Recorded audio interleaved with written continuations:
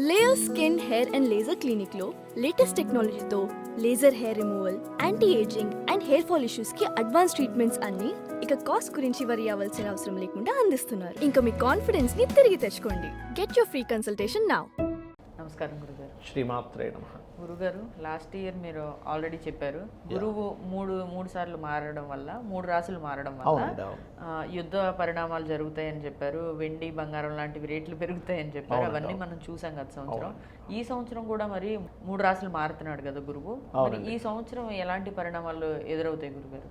అవునండి, యాక్చువల్గా మనకి శాస్త్రంలో ఉంది, అంటే 3 రాసులు కనుక ఎప్పుడైనా గురువు మారితే జన నష్టం అధికంగా జరుగుతుందని. ఇది మనకి కోవిడ్ టైంలో కూడా వచ్చింది ఈ కాంబినేషన్స్. అట్లాగే గురువు నీచబడి శనికి కాంబినేషన్స్లో మకరంలో ఉండడం, ఇవన్నీ అప్పుడు కోవిడ్ వచ్చింది. అయితే పోయినసారి మనకి అంటే మన పరాభావ నామ సంవత్సరానికి ముందు విశ్వవసు నామ సంవత్సరంలో మనకి కనుక చూస్తే వృషభంలో ఉండే గురువు మిథునం నుంచి కర్కాటకంలోకి మారాడు. కర్కాటకానికి చంద్రుడు అధిపతి కాబట్టి, చంద్రుడికి వెండికి సూచకం కాబట్టి, నా ఉద్దేశం ఏంటంటే ఫాస్ట్గా వెళ్ళిన గురువు కర్కాటకానికి తొందరగా చేరుకుంటున్నాడు కాబట్టి వెండి అసలు ఎంత పెరుగుతుందో అర్థం కానంత పెరుగుతుందని ₹1,00,000 ఉన్నప్పుడు ప్రెడిక్ట్ చేసాం. అది ఆల్మోస్ట్ 4 దాకా టచ్ అయింది అనుకుంటా. మళ్ళీ వెనక్కి వచ్చింది 325 దాకా, 4 సంథింగ్ 425 దాకా వెళ్ళింది. అది వెళ్ళి మళ్ళీ వెనక్కి వచ్చింది. అయితే నా ఉద్దేశం ఏంటంటే ఇప్పుడు కూడా మనకి మళ్ళీ మిథునంలోకి వచ్చి కూర్చున్నాడు గురువు. ఈ సంవత్సరం కూడా 3 రాసులు మారుతున్నాడు గురువు. ఎలా అంటే గురువు జూన్ 1 వరకు మిథునంలో ఉంటాడండి. జూన్ 2 నుంచి అక్టోబర్ ఎండింగ్ వరకు కర్కాటకంలో ఉంటాడు. ఈ కర్కాటకం నుంచి మళ్ళీ సింహంలోకి వెళ్తాడు. నవంబర్, డిసెంబర్ ఆ టైంలో సింహంలో ఉండి మళ్ళీ వెనక్కి వచ్చేస్తాడు. కర్కాటకంలోకి వచ్చేసి మళ్ళీ తన వక్రగతి వెళ్తూ ఉంటుంది. మరి దీనివల్ల కలిగే ఫలితాలు ఏమిటి? మనకి లాస్ట్ టైం లాగా ఈసారి కూడా ఫ్లక్చువేషన్స్ బాగా ఉంటాయంటే ఖచ్చితంగా ఈ సంవత్సరం కూడా మీకు మెటల్స్లో చాలా అప్ అండ్ డౌన్స్ ఉంటాయి. ఇప్పుడు ఈరోజు ఈ రేటు ఉంటే రేపు తగ్గుతుంది, మళ్ళీ ఎల్లుండి బాగా పెరుగుతుంది, ఇవి ఉంటాయి. దీనివల్ల షేర్ మార్కెట్లో బాగా అనుభవజ్ఞులకి ఇది ఒక అవకాశం. ఎందుకంటే ఇవాళ మీకు ఉదాహరణకి ఈరోజు 1,50,000 ఉన్నది రేపుకి 1,60,000 అయిపోయింది అనుకోండి. ఒక రోజులో 10,000 పెరిగిపోయిందిగా.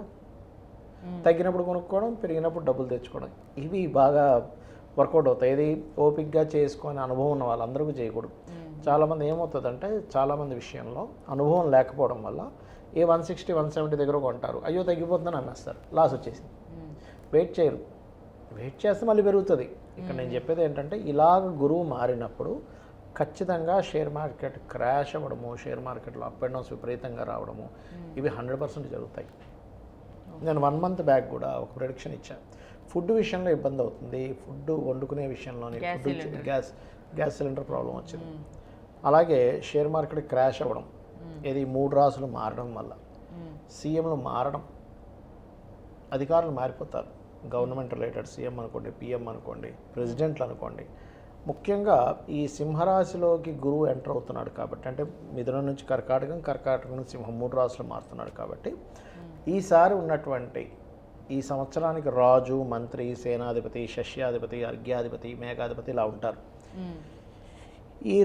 ఈ వీటిల్లో ఈసారి గురువు రాజు అవుతున్నాడు. సర్వసాధారణంగా ఎప్పుడైనా గురువు గనక రాజు అయితే మంచిది, శస్యశ్యామలంగా ఉంటుందంటారు. కానీ మనం అర్థం చేసుకోవాల్సింది ఏంటంటే, ఒక పులి మేకతోలు కప్పుకొని వచ్చింది అనుకోండి, పరిస్థితి ఏంటి? చూడడానికి అది మేక అనుకుంటాం మనం, తెరవస్తే అది పులి తినేస్తుంటుంది. అలాగే ఇప్పుడు పరిస్థితి కూడా గురువు ఏంటంటే, గురువు యొక్క రాసుల్లో శని ఉంటూ శని యొక్క రాసుల్లో రాహు ఉన్నందుకు అది గురువు కాదు. మనకి శాస్త్రంలో డిస్పాజిటివ్ సిస్టమ్ అని ఉంటుంది ఆస్ట్రాలజీలో. ఆ డిస్పాజిటివ్ సిస్టమ్ పరంగా జూపిటర్ ఈజ్ నాట్ జూపిటర్ ఈసారి మనకి శని రాహుల్ ఎనర్జీ.